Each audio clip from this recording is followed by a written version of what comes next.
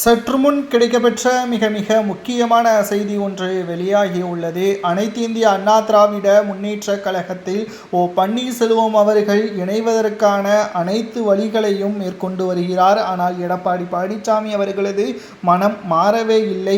ஆனால் ஓபிஎஸ் அவர்கள் விடாப்பிடியாக அதிமுகவில் இணைந்தே ஆக வேண்டும் என்பதற்காக பாஜக மற்றும் டிடிவி தினகரனை தொடர்பு கொண்டு தொடர்ச்சியாக பேசி வருகிறார். தற்பொழுது நாம் கேட்கக்கூடிய கேள்வி ஒன்றுதான்.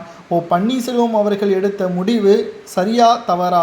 என்னை பொறுத்தளவிற்கு ஓபிஎஸ் அவர்கள் எடுத்த முடிவு மிகப்பெரிய ஒரு தவறான முடிவுதான். முதலில் அவர் அதிமுகவில் இருந்து நீக்கப்பட்டதற்கு காரணமே அவர் வைத்திலிங்கம், மனோஜ் பாண்டியன் இவர்களது பேச்சை கேட்டு அதிமுகவின் ஜெயலலிதா அவர்களது நேரடியான வாரிசு நீங்கள்தான், அரசியலை பொறுத்தளவிற்கு பொதுச் செயலாளராக நீங்கள் தேர்வு செய்திருக்க வேண்டும், எடப்பாடியை தேர்வு செய்தது தவறு என்பதை அவரை ஒட்டுமொத்தமாக மனத்தை மாற்றி அதிமுகவை பிளவு செய்ய வைத்து அதிமுகவிலிருந்து ஓபிஎஸ்ஐ நீக்கப்பட வைத்து தற்பொழுது வைத்திலிங்கமும் மனோஜ் பாண்டியனும் திமுகவில் இணைந்து விட்டார்கள்.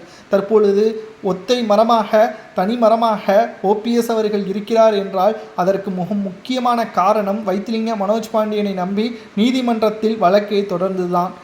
அதிமுகவின் பிரச்சனைகள் எல்லாவற்றையும் பேசி தீர்த்திருந்தால் இந்த அளவிற்கு பிரச்சனை வந்திருக்காது. ஓபிஎஸ்ஐ துணை பொதுச் செயலாளராக கூட போட்டியிருக்கலாம். ஆனால் வைத்திலிங்க மனோஜ் பாண்டியன் பேச்சை கேட்டு நீதிமன்றத்தில் வழக்கை தொடர்ந்து தற்பொழுது வரை வழக்கும் விசாரணைக்கு வராமல் காலதாமதமாகி கொண்டிருப்பதும் ஓபிஎஸ் அவர்கள் அதிமுகவிற்கு துரோகம் செய்துவிட்டார் என்று எடப்பாடியும் அவரது ஆதரவாளர்களும் கூறியதும் தற்பொழுது ஓபிஎஸ் அவர்களுக்கு மிகப்பெரிய ஒரு தவறாக மாறிவிட்டது.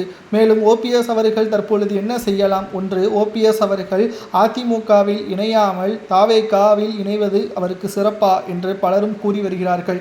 நிச்சயம் அது அவரது ஒட்டுமொத்த வளர்ச்சியை தற்பொழுது அதிமுகவில் 3 முறை முதல்வராக பொறுப்பேற்ற ஓபிஎஸ் அவர்கள் விஜய் அவர்களை தலைவராக எப்படி ஏற்றுக்கொள்ள முடியும் என்ற ஒரு கேள்வியும் தற்போது முன்வைக்கப்பட்டு வருகிறது. சுயேட்சையாகவும் அவரால் தேர்தலில் போட்டியிடுவது கடினம். தற்பொழுது ஓபிஎஸ் அவர்கள் மீண்டும் அதிமுகவில் இணைவதை பற்றி ஆலோசனை நடத்தி அதன் மூலமாக அவருக்கு முக்கிய பதவிகள் வழங்கினால் மட்டும்தான் அரசியலில் பொறுத்தளவிற்கு ஓபிஎஸ் அவர்கள் அதிமுகவில் பயணிக்க முடியும். இல்லை என்றால் அவர் அரசியலில் இருந்து விடுபட வேண்டும் என்று பலரும் கூறி வருகிறார்கள். ஓபிஎஸ்ஸின் ஆதரவாளராகிய உங்களது கருத்துக்களை கூறுங்கள். ஓபிஎஸ் அவர்கள் என்ன முடிவு எடுக்கலாம்? அரசியலில் இருந்து விடுபடலாமா அல்லது ஓபிஎஸ் அவர்கள் தாவேகா அல்லது அதிமுகவில் மீண்டும் இணைவதற்கான பேச்சுவார்த்தையை தொடங்கலாமா என்பதை மறக்காம உங்களது கருத்துக்களை கமெண்ட் வாயிலாக கூறுங்கள். அதிமுகவில் நிகழக்கூடிய மிக முக்கியமான அரசியல் செய்திகளை தெரிந்து கொள்ள நமது சேனலுக்கு ஒரு சப்ஸ்கிரைப் மட்டும் பண்ணிருங்க.